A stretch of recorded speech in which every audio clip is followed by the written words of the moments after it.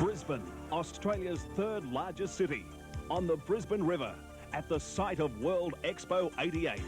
250 canoeists from 24 countries, ready to take up the challenge of a grueling 45-kilometre course.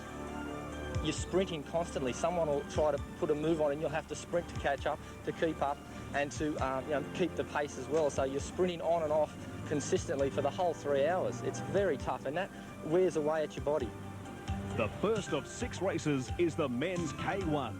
Some guys are fast and will hang about, not do much work. Some guys are a bit slower, so they need to grind the fast guys down. So I'd opt for the not much work method and hopefully be fresher at the end. Let's go, let's go, let's go! From the very start, it's a sprint to be in the leading pack as 40 kayaks head upstream.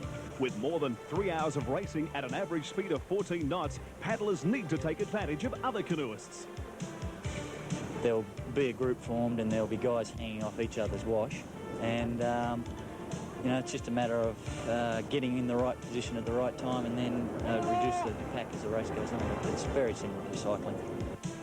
4 minutes later, the women's K2 starts on the same course, with the favoured teams coming from Hungary, Germany and Great Britain. Australia is represented by 2 teams of school teachers from Victoria. And then 15 competitors in the men's C1 start their race, perched on one knee and using a single-bladed paddle for 45 kilometres. It will be nearly 4 hours before the first of them will finish. Up ahead, the men's K1 round the boys to head back down the river. When we come round the turn, the group's going to have to break down into smaller groups because you're going to be near the bank instead of in the middle. So first of the turn's pretty well off, I'd say.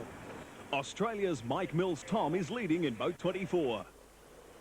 In the K2, Germany leads the 2 Hungarian teams. Then Denmark and Czechoslovakia round the boys.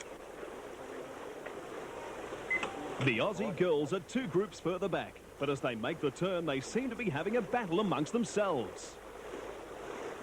In the C1 canoes, after 5 kilometres, it's the Hungarians in 2nd and 3rd place again, with Czechoslovakians in front and at the rear of the pack.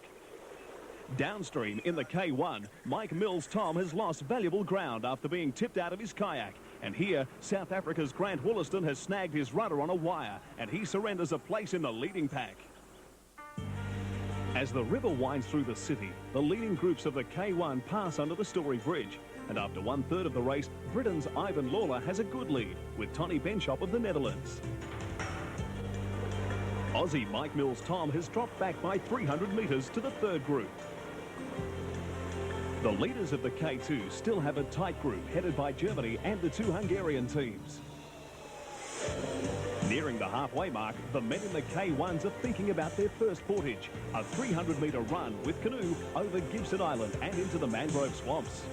When you've been sitting down for, at that stage, it'll be somewhere around about 1 hour 50, 2 hours. All your legs stiffen up.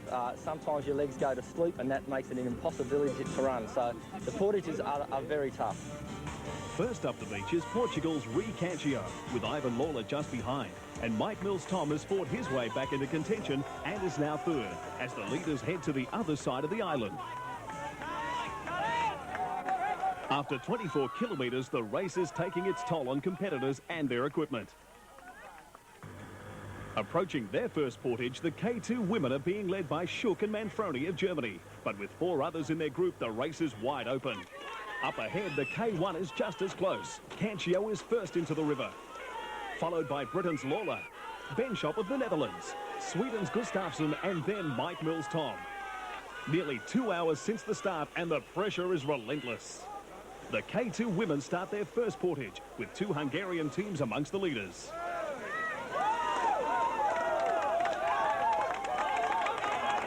Whilst the first of the men's C1 competitors have Hungarians in 1st and 2nd place, followed by Denmark and then Germany. The leaders of the K2 women are taking to the water, with the Australians now well out of contention for a medal. And as the lead chops and changes in the K1, those with a chance for a medal are the ones that can keep on sprinting.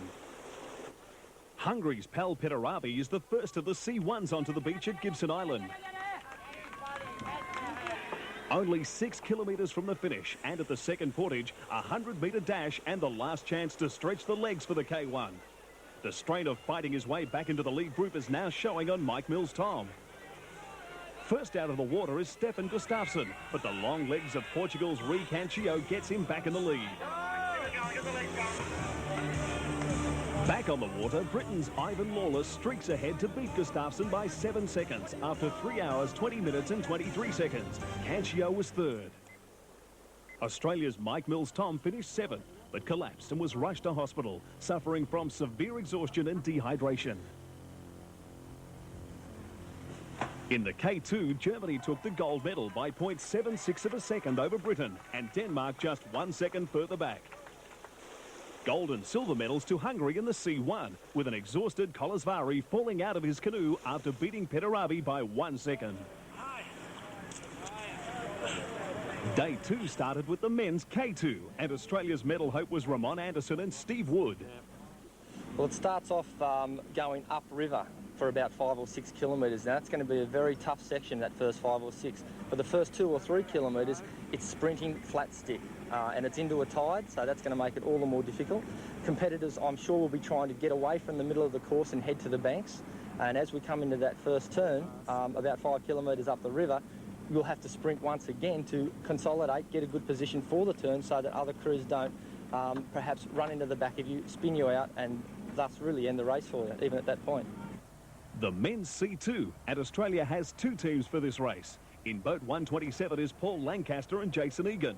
Lancaster, having competed in the C1, is in his 2nd marathon in 2 days. Early leaders are Nielsen and Fredriksson of Denmark. Australia's Denise Cooper has strong competition from Sweden's Suzanne Goodison in the women's K1. It's going to be tough, very tough, but it's the same for everyone, so it's going to be good. I like it.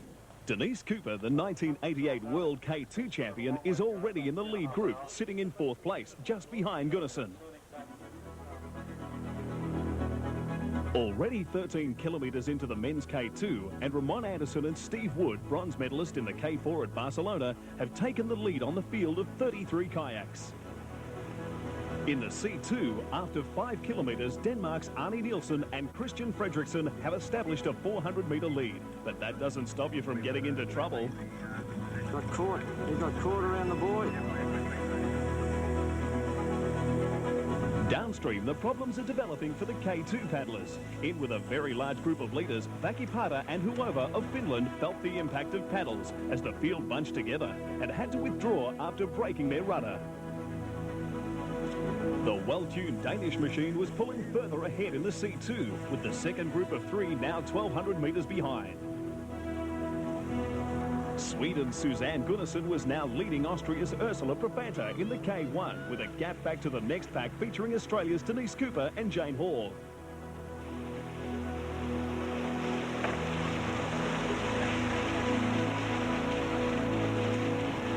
Approaching the first of the portages, the men's K2 had a large pack of 9, but up ahead, Italy's Galladini and Fetzi had sprinted to a clear lead and were first up onto the beach after 24.5 kilometres. Exhausted, one of the top teams, Thorne Nielsen and Lars Koch from Denmark, were forced out, along with Martin and Bassett of New Zealand.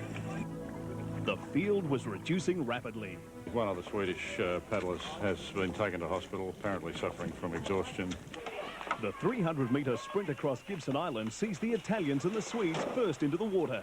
Aussies Anderson and Wood have dropped back. With the C2 coming into portage, there's something very wrong with Paul Lancaster. Medical officer. The strain of his 2nd marathon and influenza would put Lancaster into hospital. Back on the water in the women's K1, Goodison and Profanta were still well out in front of the next group, but the Aussie girls were still in with a medal chance.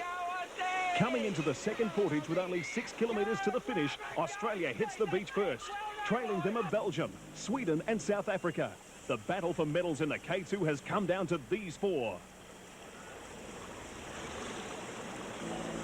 In the final sprint to the finish, the South Africans charge from the back of the pack but are squeezed out as Ramon Anderson and Steve Wood take the gold in a very tight finish after 3 hours, 6 minutes and 19 seconds, with silver to Belgium and Sweden taking the bronze medal.